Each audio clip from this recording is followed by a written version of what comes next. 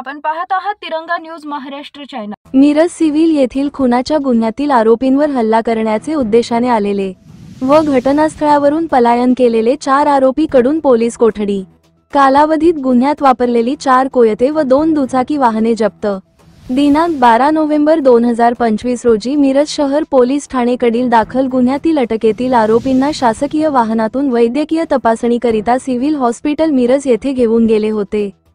आरोपींची ओपीडी विभागात वैद्यकीय तपासणी सुरू असताना ओपीडी समोर रेकॉर्डवरील आरोपी वंशवाली हा संशयितपणे फिरताना आढळला होता। त्यास गावठी बनावटीचे पिस्तूल व लोखंडी कोयत्यासह ताब्यात घेतले होते। त्याचे विरुद्ध महात्मा गांधी चौक पोलीस ठाणे मिरज भारतीय हत्यार प्रतिबंधक अधिनियम कलम व महाराष्ट्र पोलीस अधिनियम 1951 चे कलम प्रमाणे गुन्हा दाखल केला आहे। सदर गुन्ह्याचा तपास महात्मा गांधी चौक पोलीस ठाणे कडील पोलीस संदीप गुरव हे करीत आहेत।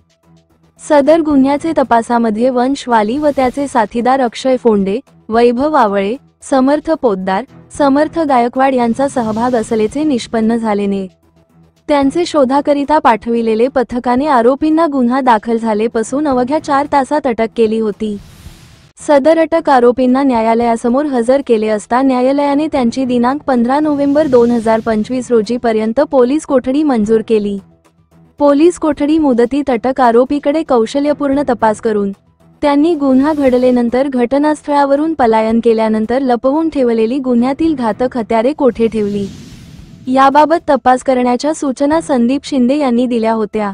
तपासामध्ये आरोपींनी गुन्हा करण्याच्या उद्देशाने लपवून ठेवलेली 4 कोयत्यासारखी घातक हत्यारे तसेच मिरज सिव्हिल हॉस्पिटल येथील गुन्ह्यात वापरलेली 2 दुचाकी वाहने गुन्ह्याचे तपासकामी जप्त केली आहेत।